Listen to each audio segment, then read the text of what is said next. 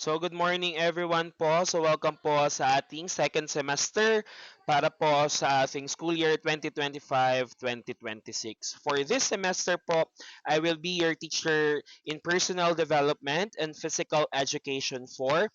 And for today, for every first week po ng klase natin, sa inyo po mga grade 12, ang klase po natin ng personal development is tuwing 12 to 1. And for our physical education is 1 to 2 p.m. So continuous lang po ang ating discussion for our online class every Saturday. And for those po na hindi po or bago lang po dito sa ating online learning program ni JPI, I am Sir Justin Javier from San Jose Campus and I will be your instructor or your teacher for this semester for two subjects. So let's first have po our first lesson po para sa ating personal development this semester. So for our unit 1, we're going to understand po or we're going to discuss the getting to know oneself or dapat daw po or kilalanin daw po natin yung ating mga sarili. Okay po, so at the end of our discussion, so for the end of our discussion, so the learner should be able to do the following. So first, the student must able to explain that knowing oneself can make a person accept his or her strength and limitations and deal with other better. And for our second po is share the unique characteristics, habits, and experiences po of yourself. And specifically, you need to maintain a journal. So dito po sa ating personal development, one of the requirements po natin is magkaroon po kayo ng diary or journal. So paano ko po yun i-check? You're just going to send lang po or PM me kung nakagawa na kayo ng inyong journal. So, pwede po dun sa journal, ang journal po ay check ko po yan at the end of every quarter. So, pwede nyo pong isend yan via PM na naka-document PDF. So, pwede po yon. Okay po. So, that is our learning target for our lesson number 1. So, for the values and attitude po, the learner should be able to use your strength po and weaknesses to achieve further self-growth and recognize the internal and external factors that influence their self-awareness. And for our unit stimulus po, so hi. So, dito po ipakilala po natin ang ating mga sarili. So we have here how many po tayo dito sa ating live or sa ating live dahil uh, sa ating discussion. So let's check po. So we have almost 10 or so, pakilala po muna natin ang ating mga sarili. So, basically, dito po sa ating unit stimulus, pakilala nyo po ang inyong sarili and ano po or anong strand, anong campus, and ano po ang inyong hilig gawin sa buhay. So, start tayo kay Vincent. Vincent Benavides. Andyan ka po, Vincent Benavides. Yes po, on mic po. Paki-on po ng ating microphone. Hello po. So, good morning po. Good morning po. I'm So, John Vincent. sige, continue Uh, po. I'm John Vincent Benavides, 17 years old. 12 Ayatori po. Saan campus po? Ano po? San Jose. San Jose po. Sa Mimuzon campus? Apo. Okay po. Apo. So, now let's have Chanel. So, thank you, Vincent. Sige po. Thank you po. So, Chanel. Good morning po everyone or good afternoon. I am Chanel Angeli Aduna. I am from the International Campus or Santa Maria. My hobbies are writing poetry or literature, but I also study the Japanese language as I live here in Japan.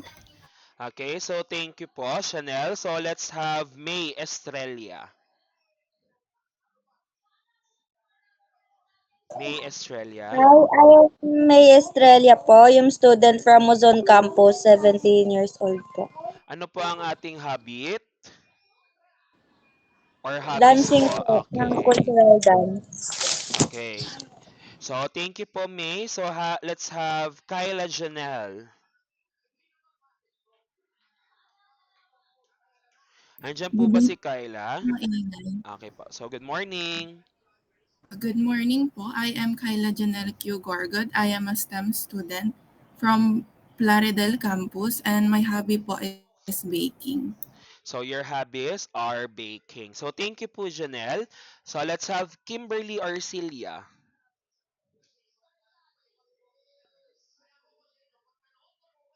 Kimberly, andiyan po ba si Kimberly?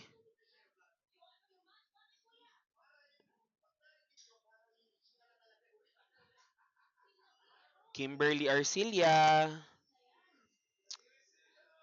So, proceed tayo kay Kim. Kim Burgos. Andiyan po ba si Kim Burgos? Yes po, hello po. Hello Good po. Good afternoon. morning. Ay, good afternoon. I'm Kim Chanel Burgos po, 12, grade 12 ABM from Luzon campus po. My hobbies po is cooking.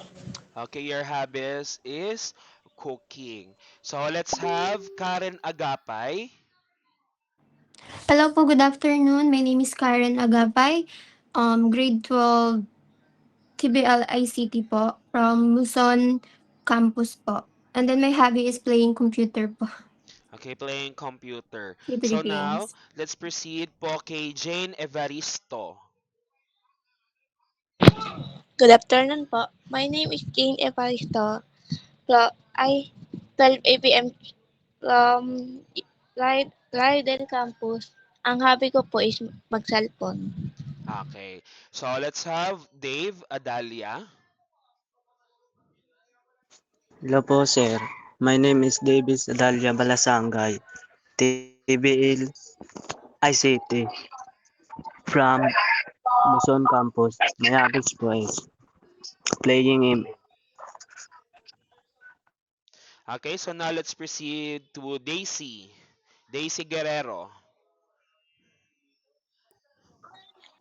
Good afternoon po. I am Daisy Paula S. Guerrero and I am a young mother. Okay po. So ano po ang hobbies natin, Daisy? Ano po, mag-cellphone po. Okay, mag-cellphone. So now, let's have, for the last one, we have Ashley Manalang. Andiyan po ba si Ashley?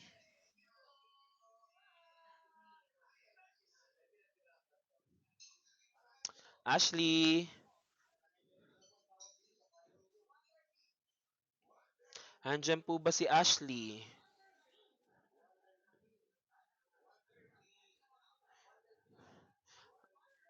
Ah, walang mic. Oh, so okay. So, every one of us po ay may kanya-kanya po tayong mga pagkakakilanlan. Meron tayong mga kanya-kanyang hobbies. So, syempre, nandyan po yung ating mga strength and weaknesses ng ating mga sarili. Okay po? So, dito po sa ating mga strength and weaknesses, 'di ba? Nandyan yung ah andyan yung mga bagay na kung saan namo-mold natin yung sarili natin sa kung ano po yung magiging tayo at the end of our or at the end po of every year na tumatanda tayo. And most especially dito kasi sa we need to know ourselves, 'di ba?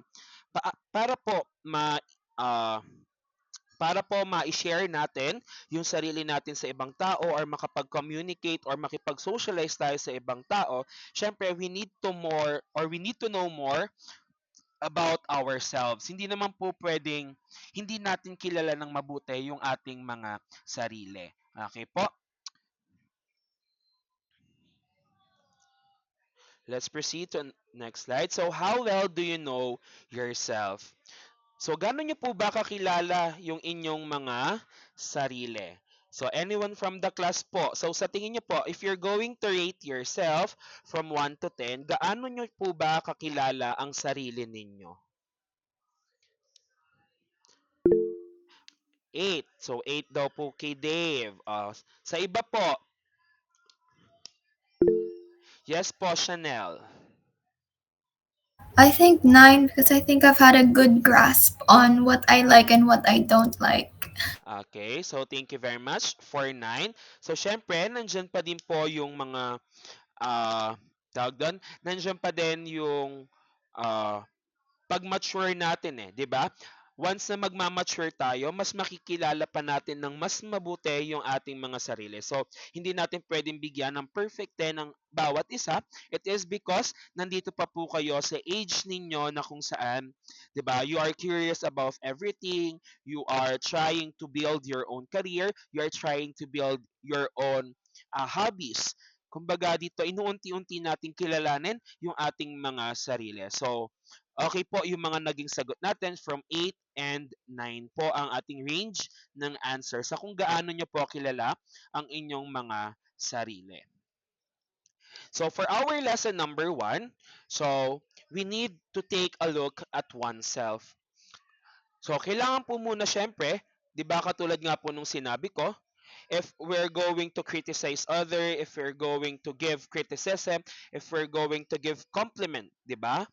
Dapat po mas kilala po muna natin yung ating mga sarili. So yan po yung pag-uusapan natin on our lesson number 1. So, who is your hero? So, sino po ba ang yung hero natin or yung ating role model sa buhay? Okay nga po, anyone from the class?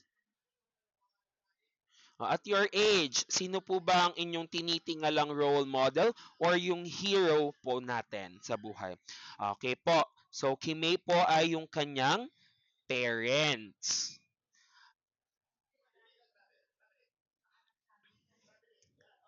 Okay, so sino pa po? So, kay Jane ay yung kanyang nanay. Okay, Jane, bakit po ang iyong hero, ang iyong role model is yung iyong nanay? So, can you give us a short explanation po why is your mother is your hero or role model? Kasi po yung siya po yung nag-aano po sa akin sa pag-aaral ko po.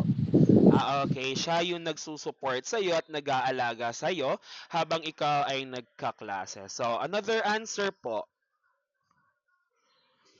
Another answer po tayo aside sa parents, sa mother, sa mga celebrity, do you have any role model or sa mga kilalang personality po natin, either local or international that you look up to? Meron po ba? So, si Ashley daw po is si Coco Martin. Okay, bakit po si Coco Martin ang iyong ah, naging role model or iniidolo po natin?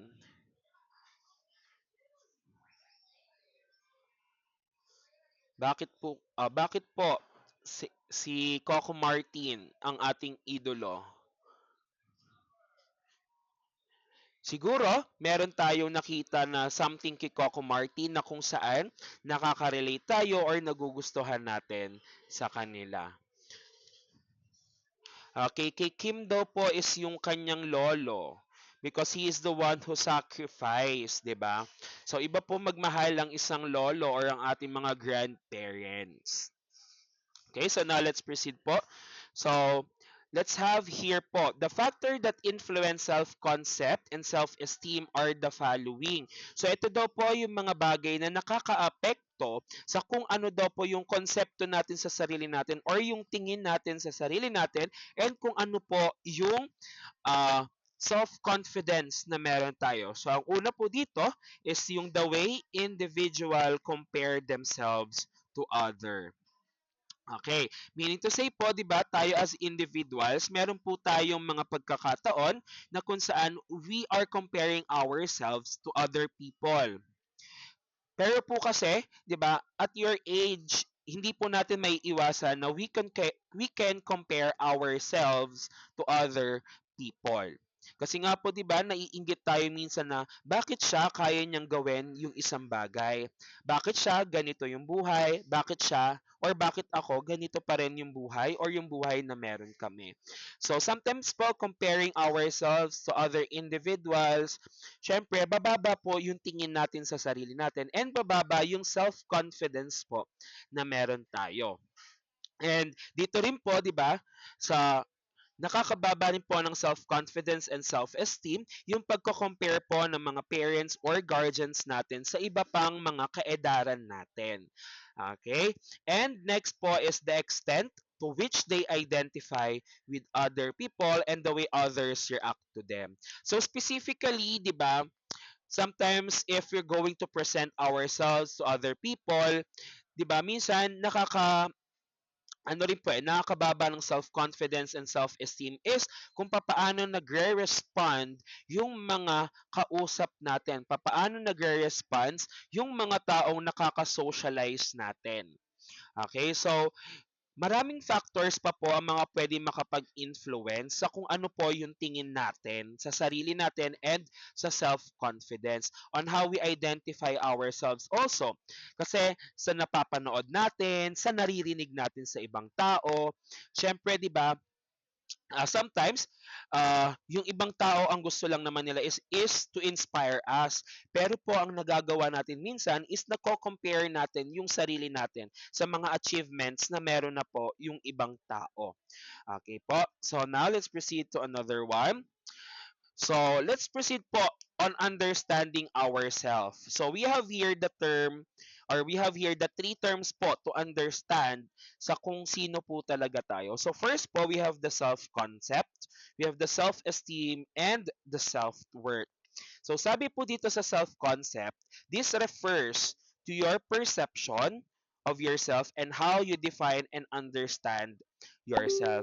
Meaning to say, ano po yung tingin mo sa sarili mo? Ano yung konsepto mo? Ano yung perception mo sa sarili mo? So basically, dito po sa self-concept, it is a multidimensional.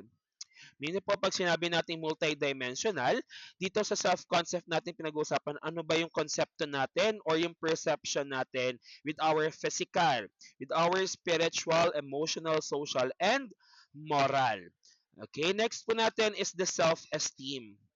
So self-esteem, this refers to a positive or negative self-evaluation of the self-concept. Okay, dito sa self-esteem kasi, pinapakita natin or yung binibigay na negative or positive self-evaluation natin sa sarili natin.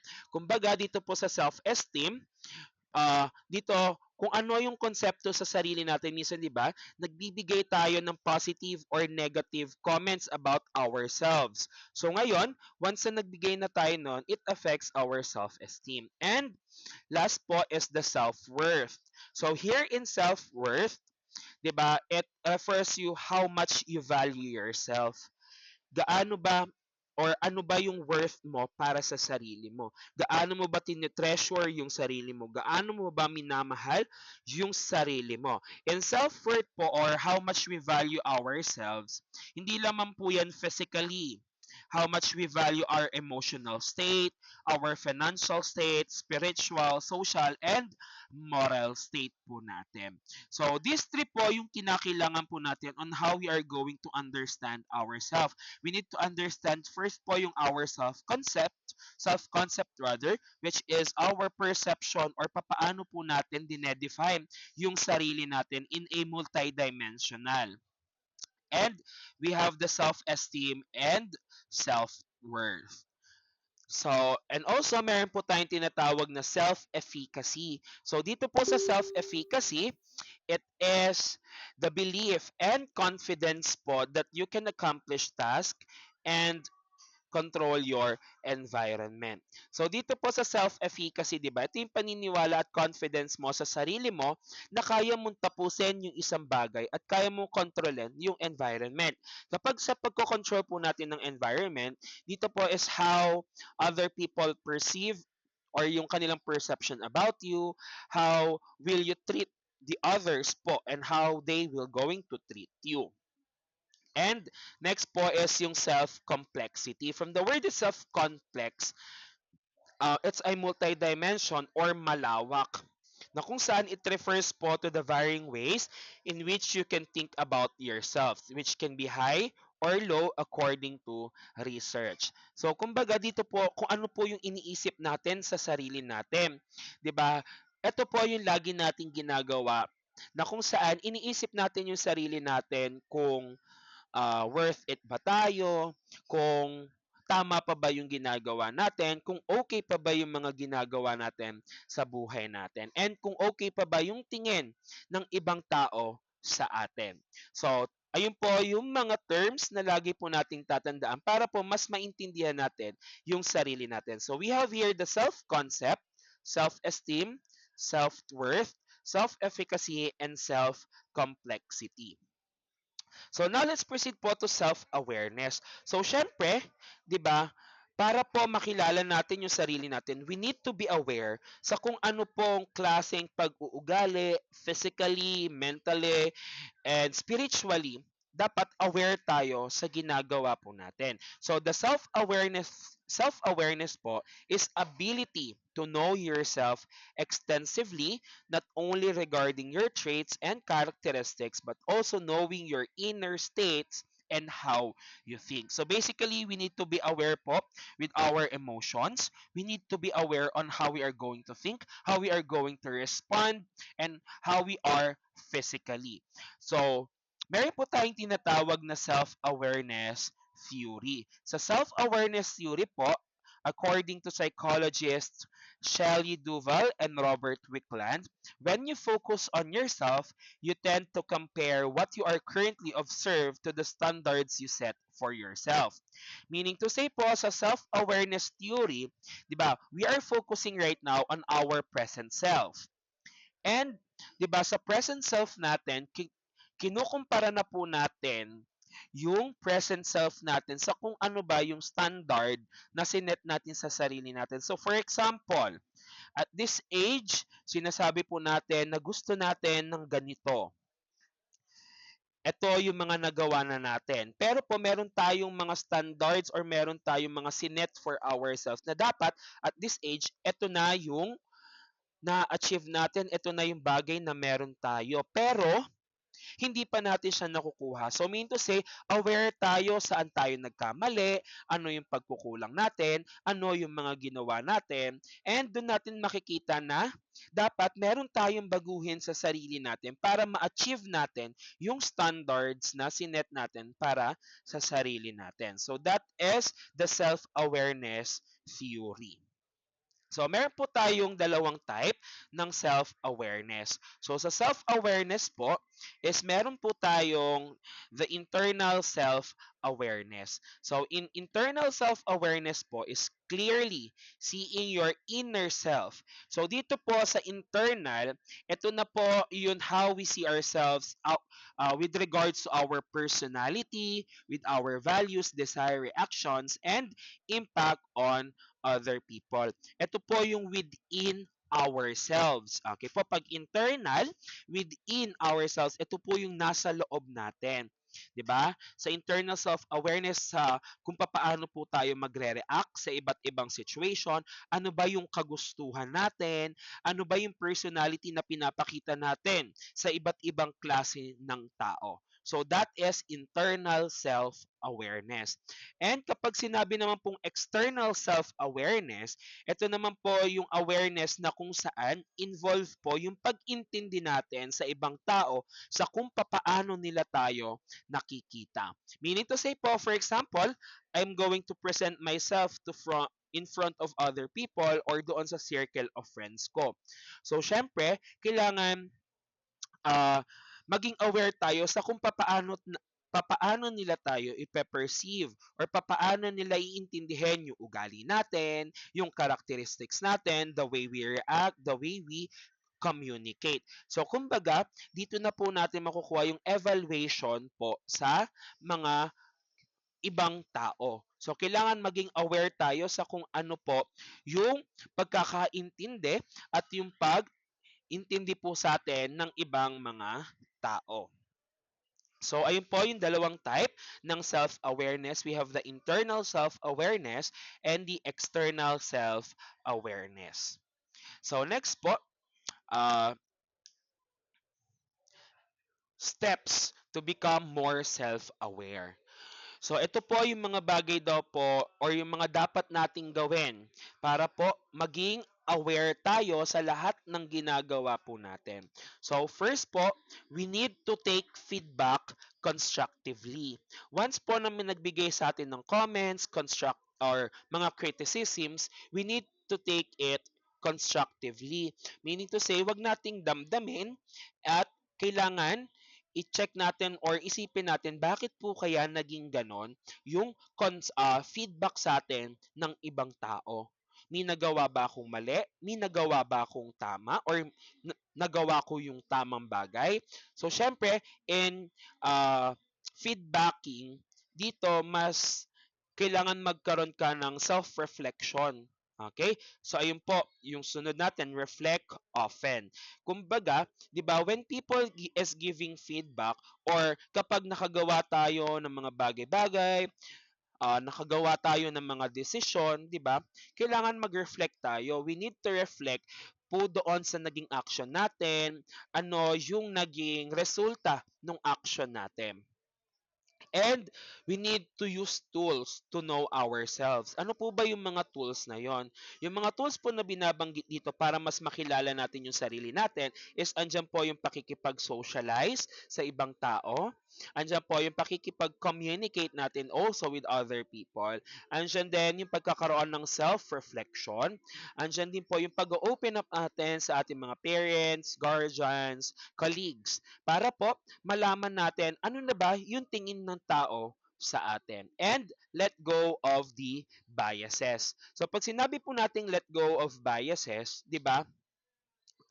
Dito po kasi hindi porket nasabihan tayo ng isang bagay na maganda regarding po sa ginagawa natin ay lalaki na po yung ulo natin, 'di ba? Nandiyan din po yung kapag nasabihan tayo ng mali, yan, magagalit tayo, maiinis tayo, panghihinaan tayo ng loob. So, hindi po tayo dapat maging bias doon sa emotions natin.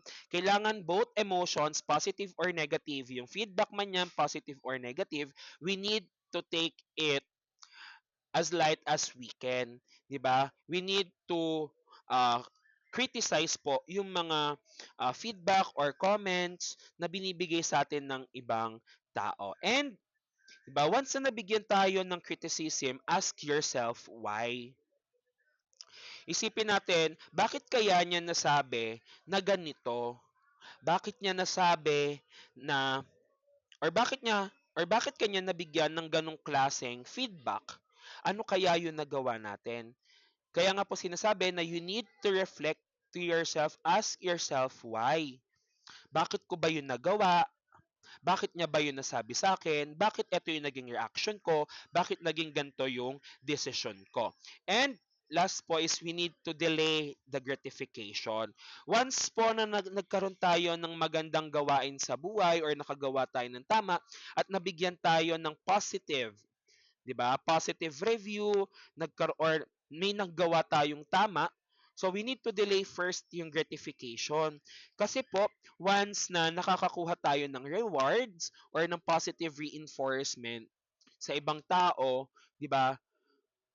Iniiwasan po natin na lumaki yung ulo natin or maging ano tayo, boastful or tumaas yung tingin natin sa sarili natin. Kasi po, in self-awareness, kailangan maging humble tayo all the time. Kasi po, hindi naman po sa lahat ng pagkakataon, tayo po ay nakakagawa ng tama or nakakagawa ng kamalian.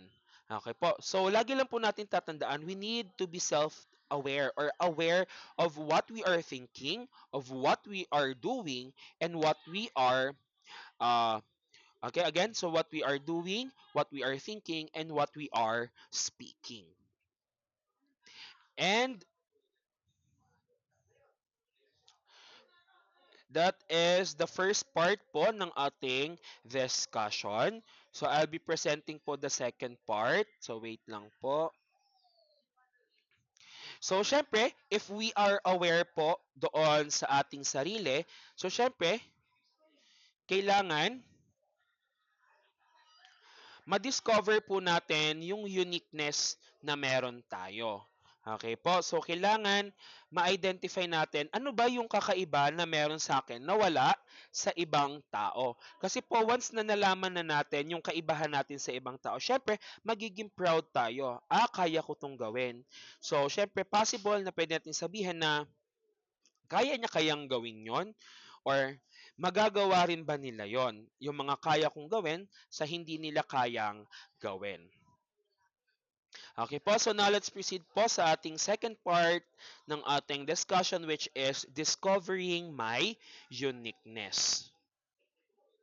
So, we have here po sa mga individual differences. Every one of us po ay may kanya-kanya tayong pagkakaiba.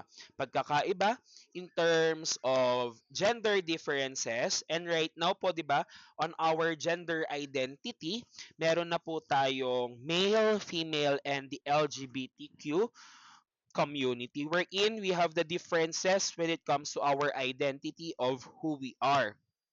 Next is the individual differences when it comes to our social groups or affiliations. So dito po syempre, 'di ba may mga difference tayo sa kung kanino tayong grupo sumasama, anong klaseng friends ang meron tayo, anong klaseng circle, anong klaseng colleagues ang sinasamahan natin, at anong mga affiliations or yung mga uh, organizations yung kinabibilangan natin, and most especially the differences when it comes to our occupation. So right now, kung siguro yung iba sa inyo nagtatrabaho na, yung iba sa inyo ay nasa bahay lang, nag-aalaga ng kapatid, nag-aalaga ng mga anak, or tayo ay estudyante. So every one of us has our differences. And yung differences kasi na yon ay siya yung nagpapakita kung ano yung unique sa atin. Ano yung kinaibahan natin sa iba pang mga tao. So under po ng uniqueness ay yung ating tinatawag na social learning theory po ni Albert Bandurria. So sabi po sa social learning theory, most human behavior is learned through observation, specifically by modeling. Meaning to say, kung anong klaseng behavior daw po yung ipinapakita ng bawat tao or ng isang individual ay nakuha or na-adapt niya po yon through observation. Kaya nga po 'di ba sinasabi na tell me who your friends are and I'll tell you who you are. Bakit po? Kasi 'di ba sometimes on our friends nakakapag-adapt tayo ng mga behavior, na-adapt din po natin yung behavior na napapakita sa loob ng bahay, sa labas ng bahay, at sa eskwelahan. Kung saan doon tayo namomold kung sino po tayo. From observing others, one forms an idea of how new behaviors are performed.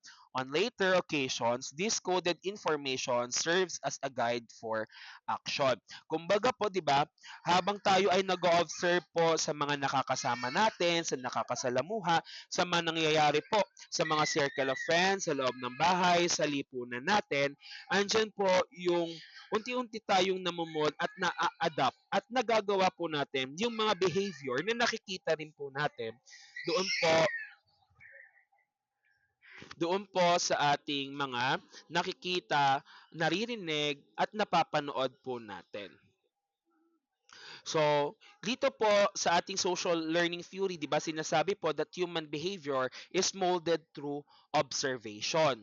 So, meron po tayong four conditions to ensure effective modeling. So, meron po tayong attention, retention, reproduction, and motivation. Okay po. So, dito po tayo sa attention. In the first condition po ng social learning theory for the effective modeling, we have the attention. In attention po, 'di ba? Once po na makakita tayo na ginagawa, pinapakita sa atin ng mga tao, we are being attentive. Pinapanood natin sila, pinapakinggan natin sila, 'di ba? Kung saan yung attention po natin ay nakafocus tayo doon po sa nakikita natin na behavior ng mga kasama natin. Okay po? And once na mapunta po natin or meron na tayong attention, syempre, susunod na po dyan yung retention. Sa retention po, ito na po yung naaalala natin kung anong behavior yung pinakita sa atin. Anong behavior yung na-observe natin doon sa iba't ibang tao.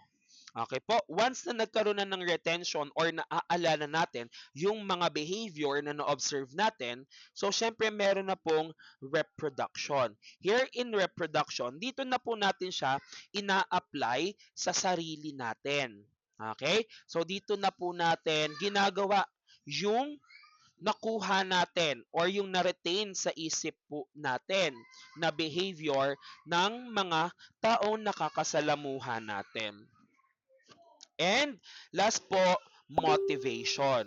So in motivation po, dito po napapakita yung or dito po sa motivation, yung mga behaviors po na na-retain or na-reproduce natin ay pwede po siya maging motivation sa kung ano po yung magiging behavior na din po natin. So that is the four conditions po to ensure the effective modeling ng ating social learning theory. And dito rin po sa ating social learning theory, meron din po tayong tinatawag na reciprocal determinism. In reciprocal determinism po, it happens when a certain behavior is imitated by another individual. Kumbaga, katulad nga po nung sinabi ko, di ba? Once na meron po tayong na-observe, okay? Nakuha niya yung attention natin ng specific behavior na yon. Once na nakuha yung attention natin, nare-retain siya sa isip natin. So ngayon, once na nare-retain siya sa isip natin, dito na rin po papasok yung imitation or yung reproduction na tinatawag.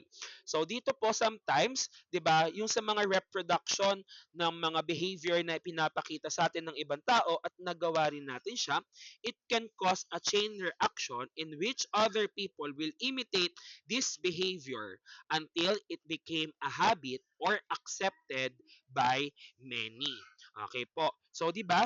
Sabi nga po sa loob ng bahay, 'di ba? Or sa kung ano po yung nakikita natin or nakikita ng mga bata sa loob ng bahay, nakikita sa labas ng bahay, at kayo po kung ano po yung napapanood, nakikita, naririnig ninyo at na-observe ninyo.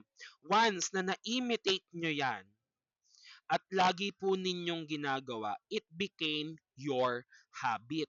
Or pwede na siyang ma-accept ng marami. Kasi continuous na natin siyang ginagawa. Yung behavior na nakuha or na-imitate natin mula sa ibang tao. So that is reciprocal determinism. And according to Christopher Cascio, when learning about others' opinion, a person's tend to incorporate in his or her frame of thinking the values that he or she associates with objects or ideas. So, syempre po, di ba, once po, for example, nakarinig tayo ng opinion with regards to a certain situation, 'di ba? Minsan kino-compare natin yung opinion natin doon po sa way of thinking natin, 'di ba? Pag nagbigay ng opinion ng isang tao at nag-process 'yon sa brain natin, 'di ba? Sabihin natin, "Hala, bakit ganon yung opinion niya? Anong klaseng values ba yung tinatahak or anong klaseng values ba yung meron yung nagbigay ng opinion na yon?" Kumbaga, nagkakaroon tayo ng association of our own values. Ina-associate natin yung values na meron tayo doon sa opinion ng ibang tao. Kumbaga, iniisip din natin or dinodouble check din natin anong klaseng opinion ba yung narinig natin or nabasa natin. So that is according to Christopher Cascio. And for the integration po ng ating lesson, my life is a mosaic. So sa tingin po ba ninyo, bakit po sinabi na ang buhay po natin ay isang mosaic?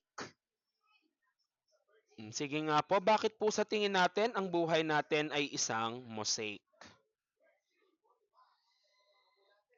Anyone po from the class? Yes po, Chanel.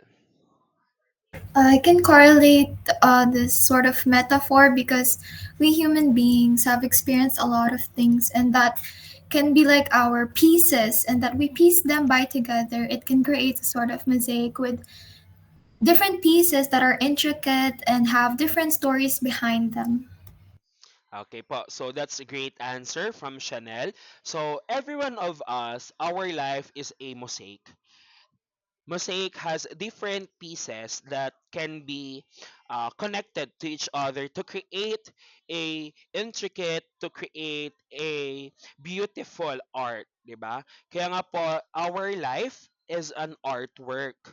'Di ba? Kumbaga, dito po sa buhay po natin, iba-iba man yung pieces na meron sa buhay natin, 'di ba? We can create it as an artwork. 'Di ba? Ang buhay po natin ay hindi lang nakatuon sa iisang piraso ng mosaic. Tayo po ay binubuo ng iba't ibang pieces of mosaic or pieces of puzzle na pag binuo po natin siya, makakagawa po tayo ng isang unique na art. Okay po? So that is our life is a mosaic. So that is the end po of our discussion for our lesson number 1 for our personal development.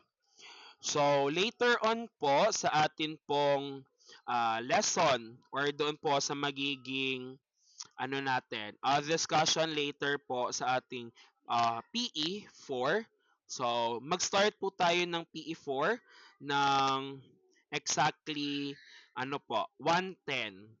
So, kung hindi pa po nakakapag-lunch yung iba, ay pwede na po tayong mag-lunch para po exactly 1:10. I will be sending din po yung link ng ating class later sa ating PE4. So, that's all for today for our personal development class. See you po sa ating physical education and health for class later po this 1:10 in the afternoon. So, see you later po. God bless everyone. You may now leave po our Google Meet. Thank you po.